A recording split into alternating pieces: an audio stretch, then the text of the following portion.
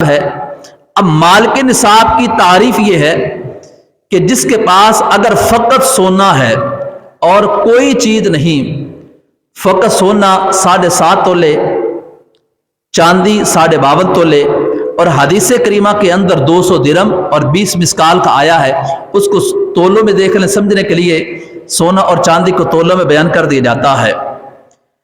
یا تو سونا یا چاندی یا اتنی مالیت کی رقم کہ اتنا مال یا اتنا سامان جو حاجت اصلیہ سے زائد اس کی ملکیت میں آ جائے، جس کی قیمت 52.5 تولے چاندی کی مالیت کے مطابق بن جائے، تو اب یہ بندہ مرد ہے یا عورت، بچہ ہے یا بیٹی، بیٹا ہے یا بیٹی، اگر یہ مالک بن جائے تو اس کو مالک نصاب کہا جاتا ہے۔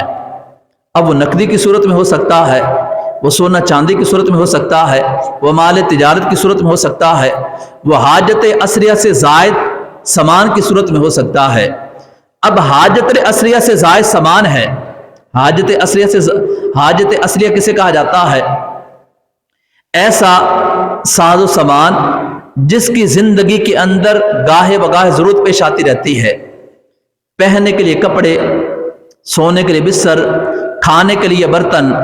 اب یہ ساری چیزیں یہ حاجت اصلیہ میں داخل ہیں۔ آنے جانے کے لیے سواری، اب سواری کی مختلف کیٹیگری ہیں، اگر ضرورت ہے موٹر سائیکل کی تو بھی حاجت میں داخل ہے۔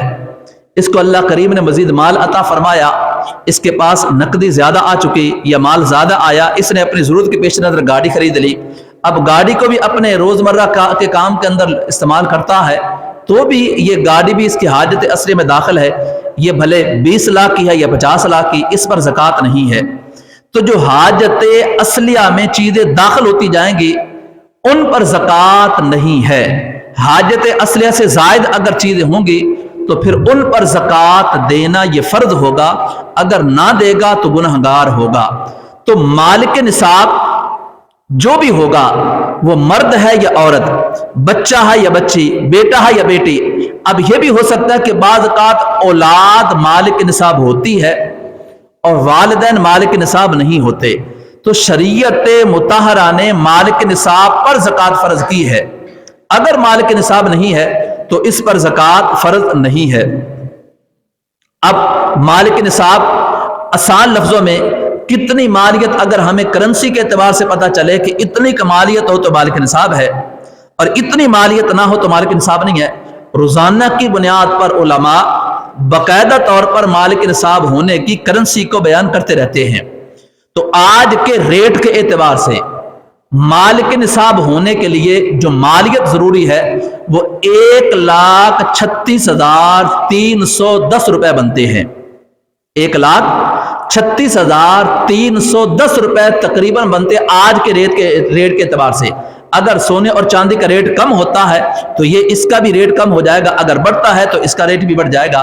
تو آج کے اعتبار سے اگر کوئی مرد یا عورت 1,36,310 روپے کا مالیت کا مالک ہے، وہ نقدی کی صورت میں ہے، وہ سونے کی صورت میں ہے، وہ چاندی کی صورت میں ہے، وہ حاجت اصلیہ سے زائد سامان کی صورت میں ہے، تو اس مرد اور اس عورت کو کہا جائے گا کہ یہ مالک نصاب ہے۔ جب یہ مالک نصاب کی کیٹیگری میں آ جائے گا تو اب کیا ہے، ایک بندے کے پاس اتنا مال آیا جو مالک نصاب ہونے کے لیے کافی تھا۔ اب آج ماہ رمضان کا کون سا روزہ ہے؟ کون سا روزہ؟ 14واں روزہ۔ اب ایک بندے کے پاس مثال کے طور پر ایک دن ہم پہلے کا طے کر لیتے ہیں یا 2 دن پہلے کا طے کر لیتے ہیں، 12 رمضان کو ایک بندے کے پاس اتنی مالیت آئی کہ وہ مالک نصاب بن گیا، اس کے پاس 12 رمضان مبارک کے مطابق جتنا نصاب چاہیے تھا اس کے مطابق اس کے پاس مالیت آ گئی۔ اب یہ جو میں نے 1,36,310 روپے کہے ہیں یہ تقریباً ماہ رمضان کے اندر یہی ہے، کل کا ذرا ریٹ کم ہوا ہے لیکن تقریباً یہی چل رہا ہے۔ اب 12 رمضان کو ایک مرد یا عورت 1,36,310 روپے کا مالک ہو گیا۔ اب یہ زکوٰۃ کے مالک نصاب ہونے کی کیٹیگری میں داخل ہو گیا ہے۔ اب کیا ہوگا، سال گزرتا رہے گا، جب دوبارہ 12 رمضان کی تاریخ آئے گی उस दिन इसके पास अब क्या कुछ जमा है उसको जमा किया जाएगा।